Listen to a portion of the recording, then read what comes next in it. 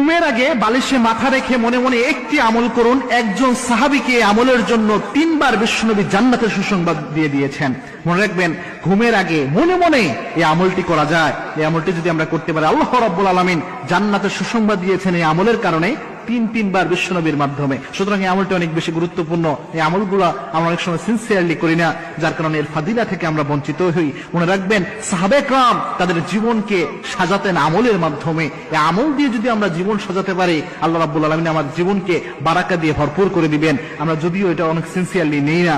এই আমলটি আল্লাহর হাবিব ইসলাম থেকে এসেছে। একদা আল্লাহর হাবিব ইসলাম একটা দার্সের মতো করে এইভাবে বসেছিলেন, সাহাবায়ে কেরামের সামনে আলোচনা করছিলেন। আল্লাহর হাবিব বললেন, এই মুহূর্তে যে সাহাবী দার্সে উপস্থিত হবে, মসজিদে নববীতে উপস্থিত হবে, ওই সাহাবী জান্নাতি। সাহাবায়ে কেরাম লক্ষ্য করলেন, একজন সাহাবী উপস্থিত হলেন। দ্বিতীয় দিন আল্লাহর হাবিব আবার বললেন, এখন যে ব্যক্তি উপস্থিত হবে সে ব্যক্তি জান্নাতি। বিশ্বনবী ইসলামের সাহাবীরা লক্ষ্য করলেন, দ্বিতীয় দিনও একই ব্যক্তি উপস্থিত হয়েছেন। 3 দিনের দিনও বিশ্বনবী যখন বললেন, এখন যে ব্যক্তি এখানে উপস্থিত হবে সেই ব্যক্তি জান্নাতি, সাহাবায়ে কেরাম লক্ষ্য করলেন 3 নাম্বার দিনও সে একই ব্যক্তি উপস্থিত হয়েছেন। সাহাবীদের মধ্যে কিউরিসিটি জাগলো। একজন সাহাবী চিন্তা করলেন, কি এমন আমল করে এই সাহাবী যে 3 বার আল্লাহ রাব্বুল আলামিন তাকে জান্নাতের সুসংবাদ দিলেন বিশ্বনবীর মাধ্যমে। ওই সাহাবী ওই জান্নাতের সুসংবাদ প্রাপ্ত সাহাবীকে বললেন, ভাই আমি একটু চাই আপনার মুসাফির, আমি একজন মুসাফির হয়ে এসেছি, আমি চাই আপনার একটু মেহমান হতে, আমার বাসায় একটু সমস্যা হয়েছে, আমি আপনার মেহমান হতে চাই। ওই সাহাবী বলছেন, হ্যাঁ ভাই চলেন। 3 দিন যাবত ওই সাহাবীর বাসায় তিনি থাকলেন।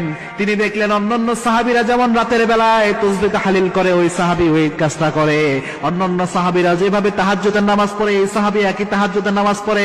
অন্যান্য সাহাবীরা যে আমলগুলো করে, এই সাহাবী একই আমল করে। কোনো পার্থক্য তিনি পেলেন না। 3 দিন থাকার পর তিনি জিজ্ঞেস করলেন, ভাই আমি আপনার কাছে এসেছিলাম, বিশ্বনবী 3 বার আপনাকে জান্নাতের সুসংবাদ দিয়েছে, কোন আমলের জন্য আপনি এই সুসংবাদ পেলেন এটা জানার জন্য এসেছিলাম। আমি বুঝতে পারলাম না কোন আমলে আপনার এত বারাকা আল্লাহ দিলেন। ওই সাহাবী বলছেন যে, ভাই আমি তো স্পেশাল কোনো আমল করি না, আমার জানা মতে কোনো স্পেশাল আমল আমার নাই।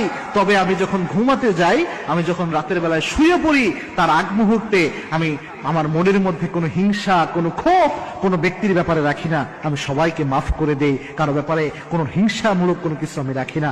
হতে পারে এই আমলটার জন্য আল্লাহ রাব্বুল আলামিন আমাকে এই বারাকা দান করে দিয়েছেন। মনে রাখবেন প্রিয় ভাই, রাতের বেলায় আপনি যখন শুতে যাচ্ছেন, সকালে যে আপনি ঘুম থেকে উঠবেন এর তো কোনো গ্যারান্টি নাই। যে মানুষরা আপনাকে কষ্ট দিয়েছে তার ব্যাপারে যদি আপনি হিংসা, ক্ষোভ মনের মধ্যে রেখে দেন, কোনো মানুষের ভালো দেখলে আপনার মনে যদি হিংসা চলে আসে, এটা নিয়ে যদি আপনি মারা যান, আল্লাহ চাইলে, বিশ্বনবীর হাদিসে বলেছেন, কোন ব্যক্তির মধ্যে হিংসা অহংকার থাকলে ওই ব্যক্তি সহজে জান্নাতে যেতে পারবে না। সুতরাং উচিত হচ্ছে ঘুমের আগে, এটা মনে মনেই করা যায়, মনে মনে মানুষের ব্যাপারে